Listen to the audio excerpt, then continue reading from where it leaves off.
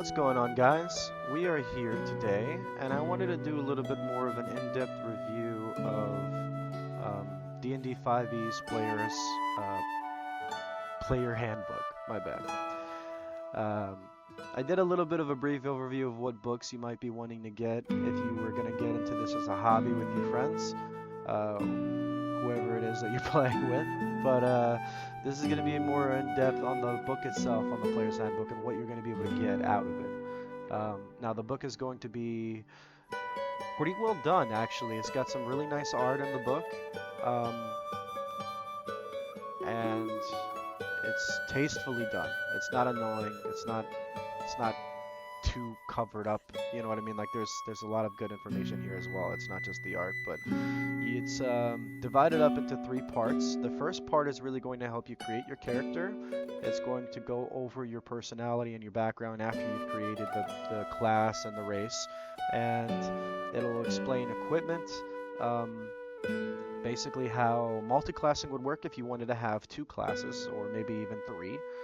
Generally, when we're talking about this in the D&D world, the highest level that you can get is 20, right? But you could do any combination of any class that you wanted to when you were going up to level 20. Now, going up to level 20 usually takes like a fucking year or even longer, and sometimes when you get up there into the higher levels, the meta and the mechanics of how boss interactions and different monsters work become a little bit, uh, I guess, I don't know. It just seems like it doesn't work as fluidly. So your dungeon master has to be a little bit more attuned to making sure that it's fair within the adventure itself, because you could become overpowered, or you could become bored because you have so many things that you can do later on. But you're going to have the 12 races that you'll be able to start with, which are going to be Dwarf, Elf, Halfling, which are, imagine Frodo from Lord of the Rings, basically that. Um, they have, I believe, like a luck roll. So if you fail a roll, you can re-roll. It's pretty cool. You're going to also have humans, of course. Dragonborn, which is not what you're going to think. It's not from Skyrim, guys. It's essentially a humanoid dragon type creature. You're gonna be like a lizard, and depending on what type of element that you choose, you'll be a different colored dragon. Um, they usually have like a fire breath or a breath spell. It could be electricity. It could be any one of those things. At least that's what it is in Baldur's Gate. We can look more in depth into it. But you also have gnomes. You have half elves, which again, it's a human and an elf. You're a descendant of a human and an elf. You're gonna have a half orc, same thing, descendant of an elf and an orc. And then you're gonna have a tiefling, which is a bloodline descendant from one of the archdevils of the Nine Hells in the universe of Baldur's Gate. Or not Baldur's Gate, but Faerun, or I guess if you're going to go into Greyhawk, you could go into that continent or that world as well. I believe it's the same. Um, I think Faerun is the world itself. It explains briefly about the material plane as well. You should probably read on to that instead of taking my word for it. I'm not like an expert. I just like discussing these things because I feel like this is a better alternative to you than doing stupid stuff. Like this is a very good lineage, and it has a lot of history behind it. Anyway, after the classes, you'll be able to get into backgrounds. What were you doing before the adventure started? What was your profession? What was your job? What was your situation?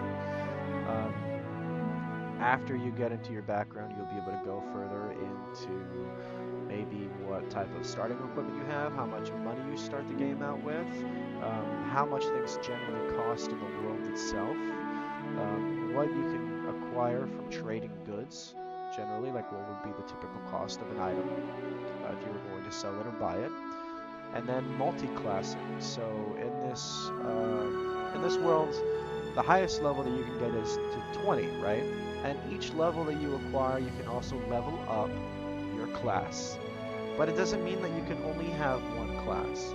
You could be a paladin warlock. You can go 10 levels into paladin and 10 levels into warlock. You could do classes if you wanted to. Maybe you're a paladin, bard, warlock. Maybe you're a fighter, cleric, wizard. You can do any one of those combinations and see what works out for you. A rogue ranger, you know, a rogue ranger druid. You can do anything.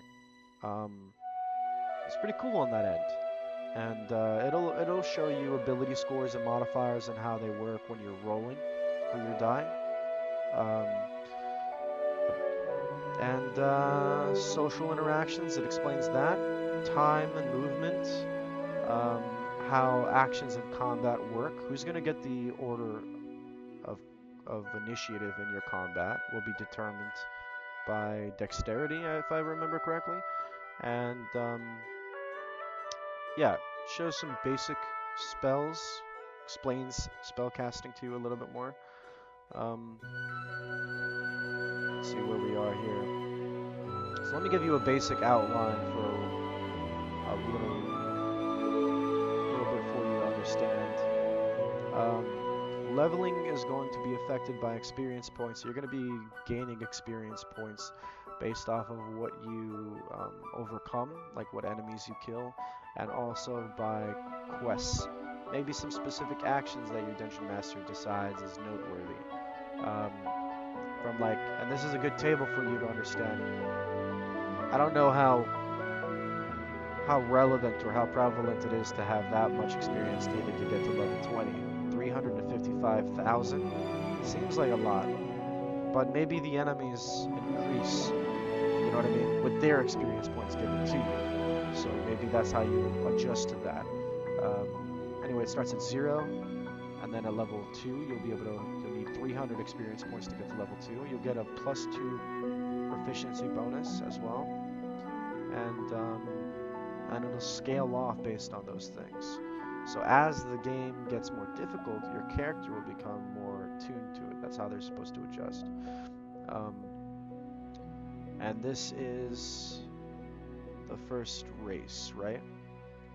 It gives you a brief overview of the race itself. And it'll tell you here that dwarves have an ability score increase to your constitution, which is increased by 2. It'll explain how their lifespan works. They can live up to 350 years. Kind of gives you a brief overall understanding of their alignment, which is like their morality, whether they're, what they're into. Their size, so they're quite small, and that also affects their speed. Their speed is reduced to 25 feet. But they get like an advantage on poison and a resistance to poison. And they have some pretty cool proficiencies with their combat, it looks like. They get to use a battle axe, a throwing hammer, a war hammer. They get a tool proficiency as well. And they have some sub-race sections here, like a hill dwarf or a mountain dwarf. Same thing with the elves. It goes into them. It'll go into halflings, dragonborns. Like I said, this is an image of one right here. And I wanted to go to tieflings just so you guys know, in case you didn't. This is a tiefling. This is what they look like. They usually have little horns. They have a tail, maybe some claw-like hands. But there's nothing too crazy about them. Goes into bards, right? Their hit points is 12 plus your constitution modifier. That's cool. They have a rage ability, which is like the standing ovation for their class in general. And Path of the Totem Warrior is another one here. Path of the Berserker. These are the subclasses within the class itself.